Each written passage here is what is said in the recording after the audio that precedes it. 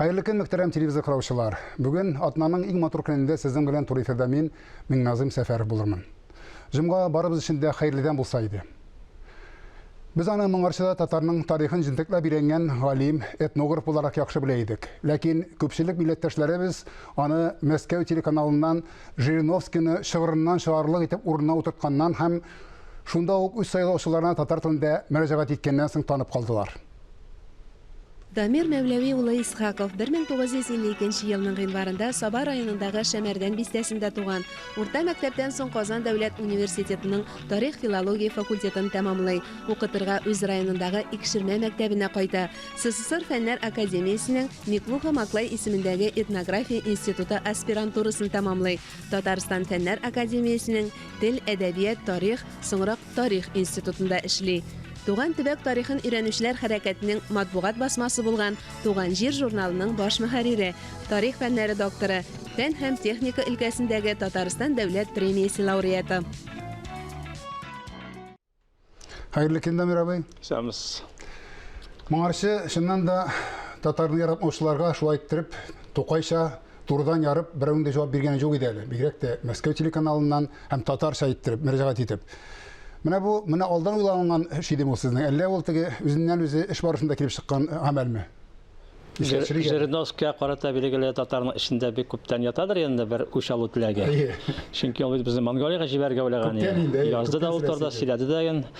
Но монда форсат барлыкка килде. Мин сәяси көрәштә катнашкач, дәүләт думасының сайлауларда.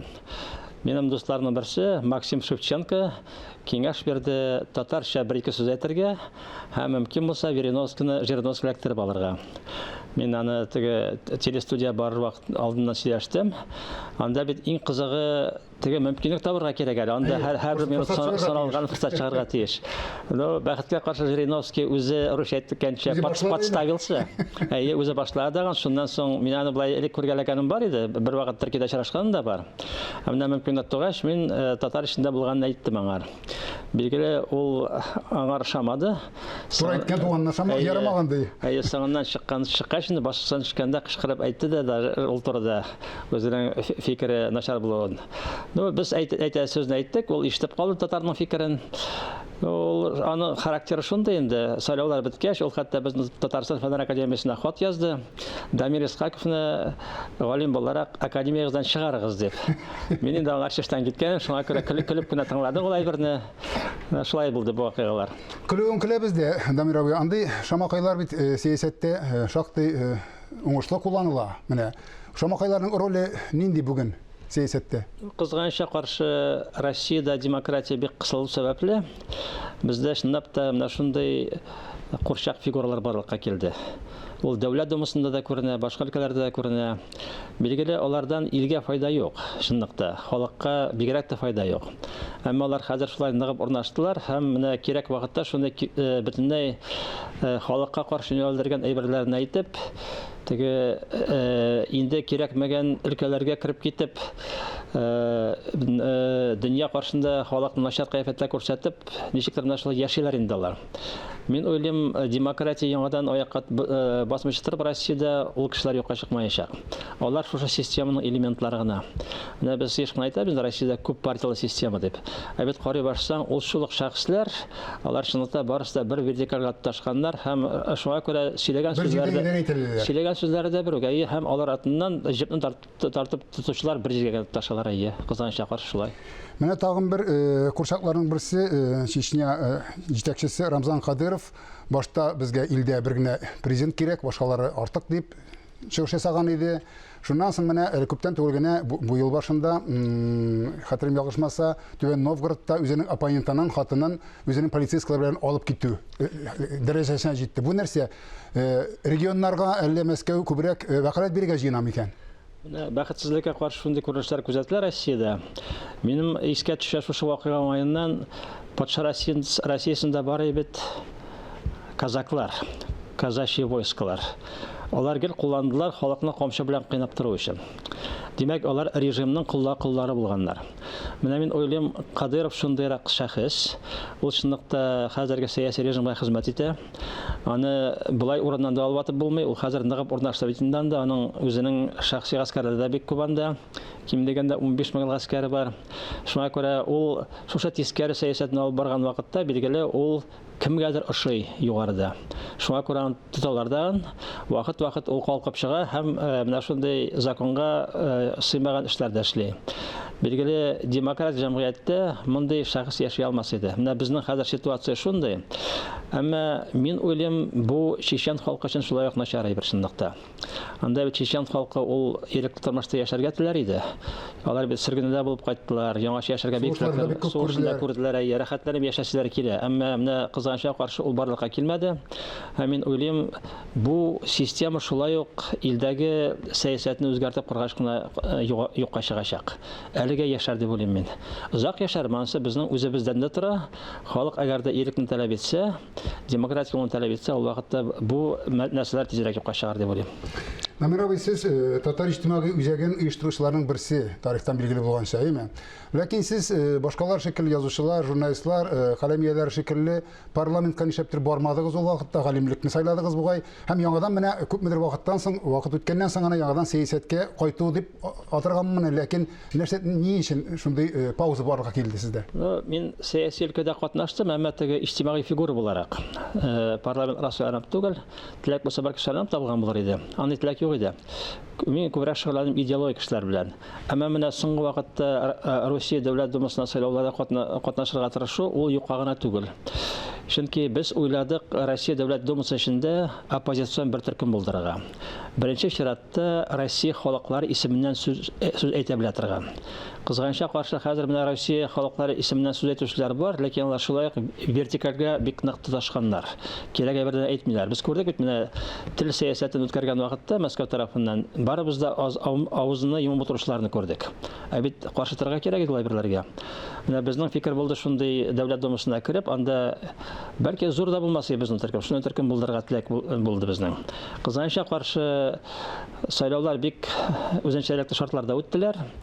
Без мәсәлән уйлыйбыз, безнең партия 5% барьерны үтте дип, ләкин бары безгә үтәргә мөмкинлек бирмәделәр. Шуңа күрә без анда үтә алмадык һәм хәзер дәүләт думасында оппозицион карашлар чынлыкта юк. Халыкларның фикерен беркем дә белдерә алмый анда. Татарстан депутатлары да күп вакытта бердәм Россия ничек кушса шулай гына сөйләп утыра. Шуксадан чыгалмыйлар дигән сүз. Чөнки вертикаль шундый була инде ул.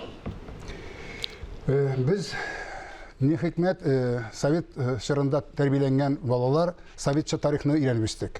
Аннар бер кадәр иркенлек булды. Тарихны да әзрәк кенә күзебез ачыла башлаган. Менә хәй яңадан миңа калса ябылу ягына күчте бу вакыйга. Истән кушканлыгына укытырга кирәк, истән кушкан тарихны өйрәнергә кирәк дигән әйбер. Һәм яңадан ничектер әйләнмә үзенчә татарча шикелле. Менә бу әйләнмәне ничек үзәргә Үзеп буламан гомумән. Бәхетсезлеккә каршы без демократияның юлынан бик нык артка чигендек. Хәтта кай вакытта миңа тарихчы буларак шундый башка фикерләр килә. Бәлки без 19-нчы йөз дәрәҗәсенә төшкәнбез. Шундый артка китү булды. Билгеле менә мәктәпләрдә татар тарихын укытмау, шунда юган укыту инде бетте ул. Ул бик начар әйбер. Мин яшь вакытны искә төшерәм. Мәскәүдә аспирантурада укыганда аралашырга туры килде. Әрмәннәр, грузиннар белән тарихларын бик яхшы беләләр. Совет чорында ук. Чөнки совет чорында аларның бар дәреслекләре мәктәпләрдә укыдылар үзләренең милли тарихларын. Бездә юк инде бер. Без укыдык СССР тарихын.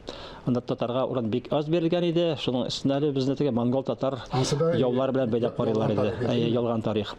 Менә әз генә дәвердә без татар тарихын укыта алдык. Мин үзем дә катнаштым. Без бөтен класслар өчен дәресләр хәзерләдек. Ondan artıq bizning бар дәреслек татар тарихы буенча, ләкин алар бүгенге көндә әйләнештән төшереп калдырылды. Шуңа күрә милли аңны ничек итеп ныгыту дигән проблема барлыкка килә хәзер. Балаларга яшь вакыттан салып калдырсаң, билгеле иң яхшы шул инде аның. Теге соңыннан гына җитлеккәч кенә интернет аркылы гына уку ул теге системаны уку түгел, кызганычка каршы. Мин уйлыйм, бу әйберләр иртәме соңмы кайтарлар дип. Мин хәтта әйттем әле үзем дусларга да булган дәресләрне саклап электрон кыйфәткә китереп, аларны бәлки интернетка бәлки куя торырга кирәк. Теләгән кеше табып укырлыга. Укырлык булса. Мәктәп программасында булмаса да үзлегеннән мәсьәләне. Чөнки хәзер мөмкинлекләр чынлыкта бар, шул интернет аркылы теләсә нәрсәне эзләп табырга мөмкинлек бар. Без хәзер шундый хәлдә инде мәктәп системасыннан чынлыкта татар тарихы да, хәтта татар телендә чыгарып бетерелә язды. Телләр дә бик аз укытыла. Ул милләт өчен бик яхшы, бер дә яхшы әйбер түгел. Мин үзем милли мәктәпне бетердем. Һәм урыска караганда Уильям рус телендә аның дәрәҗәсендә беләм дип бик күп китапларны русча яздым. Татар мәктәбендә уку бит ул башка телне белүгә комачауламый шунлыкта. Менә без хәзер башка юл белән киттек. Теге бер мәктәпләрдә 2 сәгать туган телгә әдәбиятка, билгеле аның белән генә туган телне саклап калу бик авыр булачак. Мин уйлыйм, алдагы елларда безгә беренче чиратта уйларга кирәк булачак. Милли аңны көчәйтү турында төрле юллар белән һәм икенчесе иң әһәмиятлесе хәтта ул туган телне ничек тә булса сакларга. Төрле юлларда кулланырга кирәк була хәзер.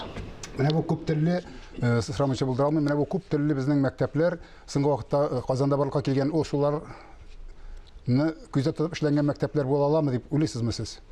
Ну, яңа шәхси мәктәпләр теге татар, урыс, инглиз телле мәктәпләр минемчә ул начар әйбер түгел. Ул чынлыкта ниндидер бер яңа база була ала. Ләкин әле булар эшлегенә башладылар һәм аларның бит саны күп түгел чынлыкта. Аларны төбәкләргә үстереп булмый. Әле төбәкләргә үтеп керү бик авыр булыр дип беләм ул юл белән. Ну, Башкортстанда бәлки менә бер икене булдырып булыр, ә башка төбәкләрдә аны булдыру авыр булыр. Аннан соң билгеле әле бит тәҗрибәне туплагач без карарбыз. Менә шушы комплекслы берничә телне укытылган мәктәптә туган тел ни дәрәҗәдә сакланыла ала. Моны тәҗрибәне күрсәтәчәк. Мин уйлыйм, берничә елдан соң без аңларбыз, дөрес юлдан киттекме юкмы. Ну, моңар шаган мәктәпләр, мәсәлән, Казакстанда бар. Анда һәр бер Казакстан өлкәсендә бар инглиз телле, анда казак телендә әйләнештә бит инде инглиз телле мәктәпләр бар.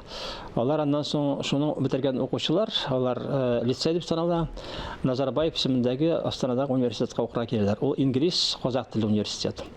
Билгеле безнең ул шулай ук система мондый барлыкка килмәде. Теге бөтен якында искә алган. Милли университетта барлыкка китереп булмады. Мәктәпләребездәге бик кысылдылар. Мин мәсәлән Казанда кайбер татар гимназияләре белән дә торам.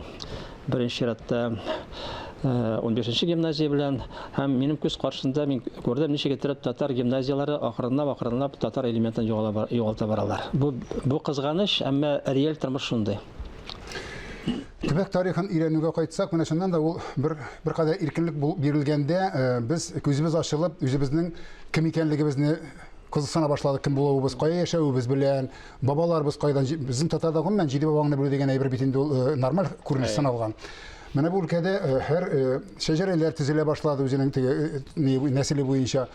Ниндидер бер система барлыкка килә дип уйлыйсызмы менә соңгы вакытта бу өлкәдә? Менә шундый бер тарихи күзәтү бар. Төбәк тарихын өйрәнү, төбәкчеләр хәрәкәте Советлар Союзында бик көчле булган 20-нче елларда, Татарстанда көчле булган. Һәм галимнәрнең фикере шундый, төбәк тарихы өйрәнүчеләр хәрәкәте булса, ул демократияны үстерүгә китерә дигән. Шуның бер элементы. Чөнки халык үзенең җирле тарихын өйрәнә, милли аң көчәя һәм ул бөтен нәрсәгә йогынты ясый. Шуны исәптә тотып, мин тарих институтында эшләгән вакытта ук 2015 елдан башладым төбәк тарихы белән шөгыльләнергә һәм беренче чиратта төбәк тарихы белән шөгыльләнүчеләрне тупларга. Без хәзер берничә җәмгыять төздек, Татарстан төбәк тарихчыларын берләштердек, аннан соң бөтен Россия күләмендә дә оешма оештырдык һәм бөтен татар конгрессының ярдәме белән менә шушы сез әйткән Туган җир дигән журналны чыгара башладык. Ул журналның тиражы бик зур түгел, 1000 чамасы. Әмма ул электрон кыяфәттә бөтен дөньяга тарала. Һәм мин хәзер шатланып әйтә алам инде, безгә чит илдән дә хәбәрләр килә. Безнең чит илдә дә корреспондентлар бар, язучылар да бар. Литвада историядән хәбәрләр җибәрәләр, Төркиядән язучылар бар. Шуңа күрә ул яктан без бөтен дөнья күләмендә эшлибез. Ә инде теге Россия буенча безнең төбәкчеләр күп санлы язмалар язып, безнең белән театрып, үзебезнең теге төбәк тарихы буенча мәгълүматларны киңәйтәләр. Ул бик әһәмиятле, чөнки менә гомуми теге милли тарихны язган вакытта бик күп элементлар бит төшеп кала. Ул бик гомуми булып чыга. Реаль тарих бит ул шушы урында барган. Сиңа калган тарих бит. Теге синең авылыңда барган тарих, синең бабаларың белән бәйле тарих. Аннан соң шушы төбәктә барган вакыйгалар. Мәсәлән, без үз вакытында Әлмәт ягында өйрәнгән идек сәнәкчеләр хәрәкәтен. 21-нче еллардан да крестьяннар восстаниесе булган. Ул бик кызыклы әйберләр бит. Менә шундый нәрсәләрне үз төбәгенә бәйләп, әле шәҗәрәңне табып өйрәнсәң, бик яңа мәгълүматлар белергә була. Мин бик озак шөгыльләндем Карабак шәҗәрәсе белән, китаплар да яздым хәтта. Ул бик атаклы шәхес, һәм менә шуны өйрәнгәч килеп чыкты. Безнең Арча князьләре Казан ханлыгы вакытында Кыпчак кабиләсеннән булганнар, һәм аларның шәҗәрәләре хәзер аның реаль хәзерге варислары бар ул кешеләрнең. Менә Яушевлар шул нәселдән. Аларның шәҗәрәләре барып җитте 13 гасырга кадәр. Татарлар арасында шундый шәҗәрәләр дә бар. Милли үзаңны тарихыңны белмичә сеңдереп булмый дип әйтмәкче буласыз. Билгеле, ул шуның элементы. Һәм бик зур теге нигезе. Бигрәк тә менә безнең тарихны системалар рәвештә өйрәтеп булмаган вакытта шушындый юллар белән дә барып була. Үзебезнең тарихка кирип китеп була шуннан. Әлбәттә, соңгы халык санын алу турында күп сөйләшергә булыр иде. Ләкин кыска гына 1 минут итеп әйткәндә, без нинди нәтиҗә алырбыз икән? Сез шуның эчендә кайнаган кеше буларак. Минем күзәтләр буенча мин андый халыкны исәпкә алу белән бик озак шөгыльләндем. Минем диссертациялар шул темада иде. Минемчә, бу соңгы халыкны исәпкә алуның сыйфаты түбән булды. Оештыру якларыннан һәм мәгълүматлар берникадәр дәрәҗәдә мин уйлыйм бик төгәл булмас дип.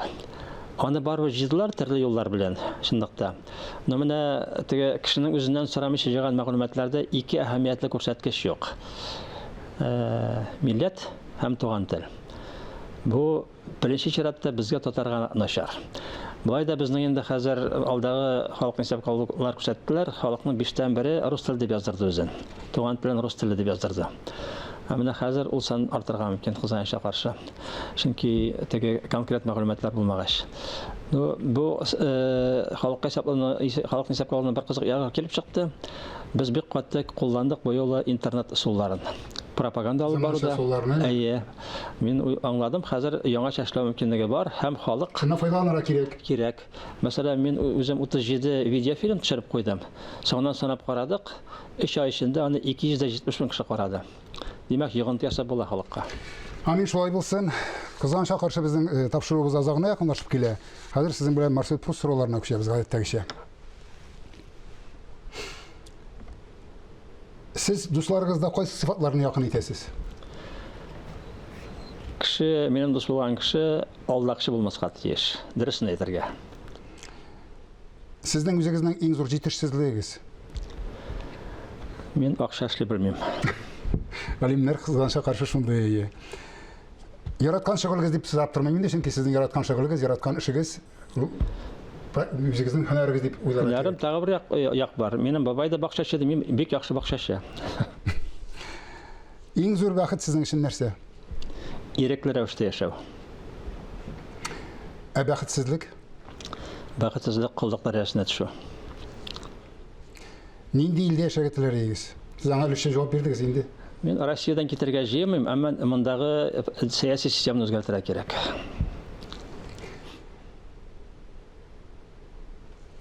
Тормышта иң сөймәгән нәрсәгез?